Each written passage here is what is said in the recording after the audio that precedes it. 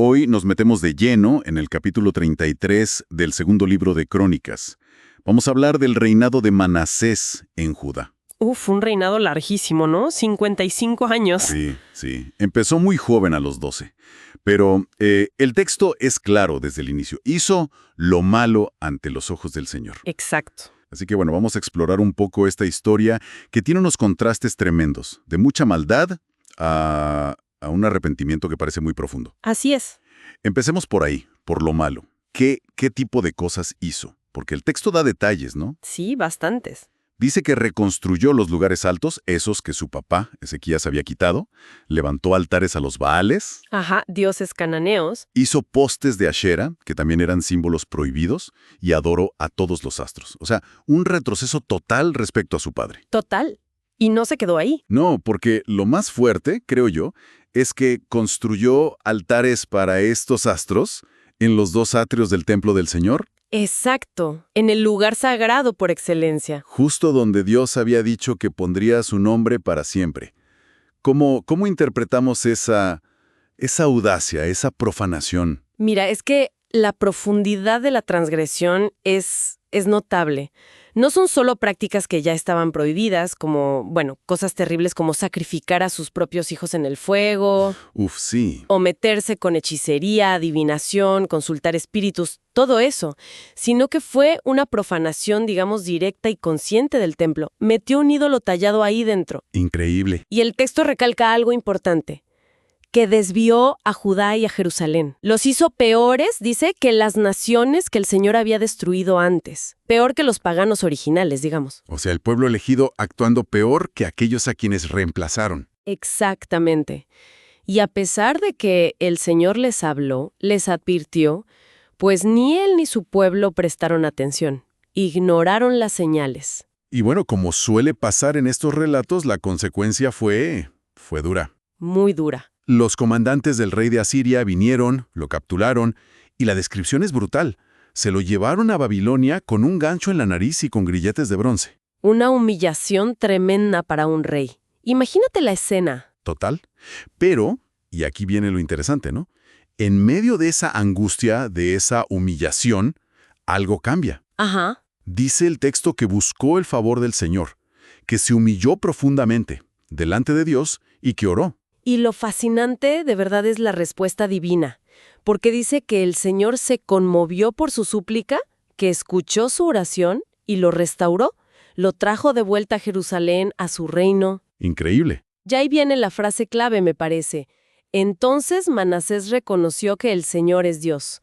O sea, el reconocimiento viene después de la prueba, de la humillación y de ver la respuesta de Dios. Entiendo.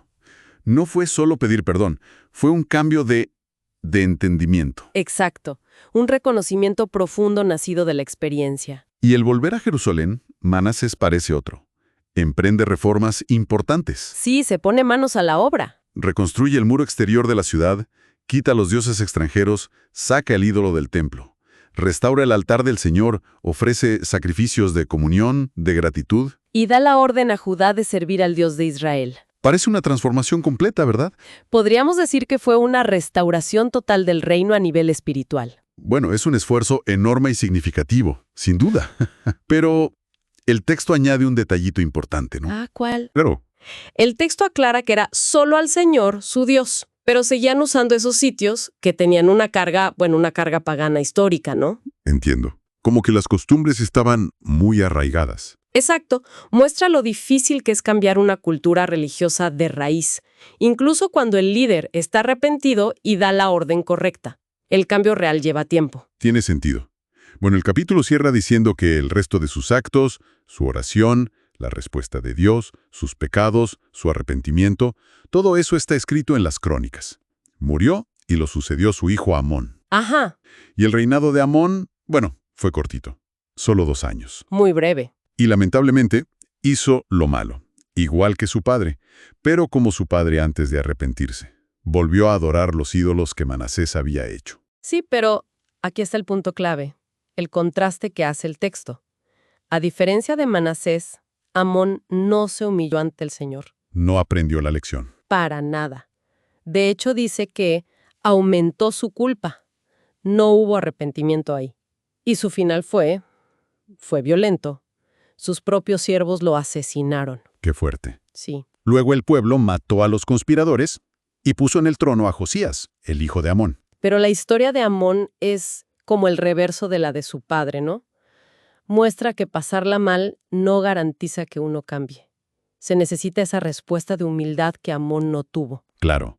Entonces este capítulo nos deja con una historia súper potente sobre los extremos a los que puede llegar un líder, ¿no?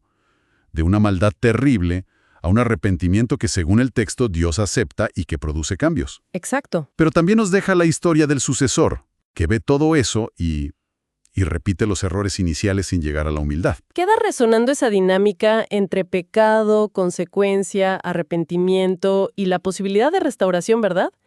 La historia de Manasés plantea que un cambio radical es posible, incluso después de causar muchísimo daño. Sí. Pero la de Amón nos dice que ese cambio no es automático.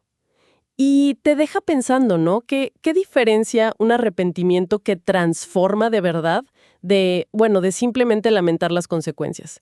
¿Y cómo se ve eso en la gente que tiene poder, en su responsabilidad? Pues es una pregunta fuerte para reflexionar, sin duda. Mucho en qué pensar sobre el cambio personal y el liderazgo.